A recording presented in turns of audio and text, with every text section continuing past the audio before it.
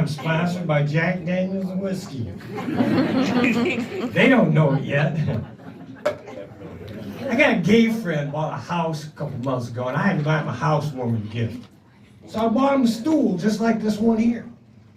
I take it home, my wife says, "One stool?" She says, "That's stupid. What if he has guests over?" I said, "Easy." They're used to it.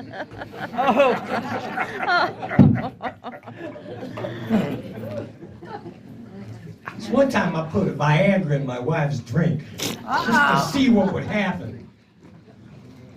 What happened? And I didn't get the reaction I was expecting. About 10 minutes later, she says, "Franko, make me another drink." I said, "Baby, maybe we ought to wait and see what the first one does." She says, "You make me another drink, I'm going to put my foot so far up your ass, you're going to have toenail fungus on your tonsils." So I hooked her up another Viagra vodka. 10 minutes later, she says, "Franko, take me to bed or lose me forever."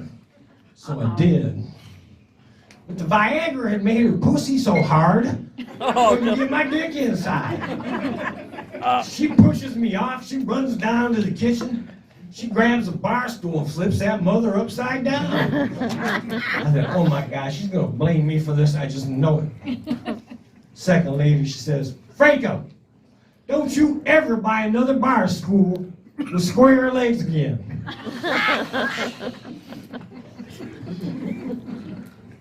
My wife says to me the other day, actually on the way here tonight, she says, "How can you remember 10 minutes of shitty jokes, but you can't remember my birthday or our anniversary?" I said, "The exact same way you can remember every episode of The Bachelor, but you can't remember how to give me a blowjob." I like that one. I told my wife I wrote 500 jokes last week. She says, "Well, if you wrote 500 jokes in that short a time, they's probably pretty shitty jokes." I said, "Of course they are. I pulled every one of them out of my ass." I come home one night and the wife's cooking up an iguana for dinner or something. I said, "What?" So I drove back to the bar, and there's this old boy sitting there, and he's got this hot little tramp with him. And he looks at me and says, "Fella, you give me $20, I'll let you fondle my wife's beautiful titties." I said, "Sir, then I would have to give you $40. And he says, "Why?" I says, "Because I motorboated them titties for free last night."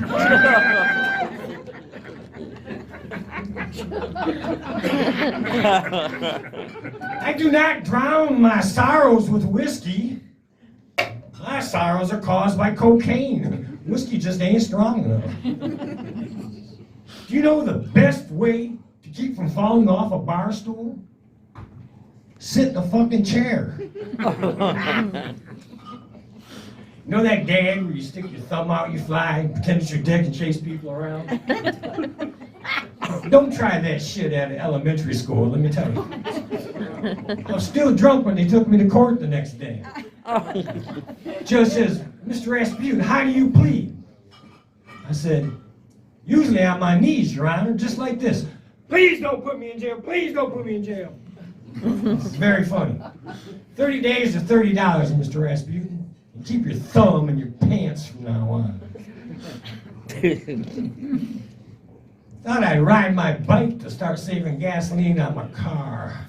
But I had to stop, as my car is much too heavy to pull, bicycle or not. My boss come up to me the other day, points his finger at me, says, "Franko, you got to quit eating your lunch in the bathroom." I says, "Why?" He says, "Because the women are complaining." They were. They were. Our refrigerator broke last week, so me and the wife had to go do some refrigerator shopping. Salesman walks up to me and he says, "What color would you prefer?" And I said, "Black, just like my wife's first husband." He just starts laughing. I look at him real hard and I say, "Nothing." He shuts up. And I say, "It's all right, I'm a comedian." He starts laughing some more. I said, "But that was not a joke, you racist pig." Got a half off that refrigerator that night. You know those short school buses?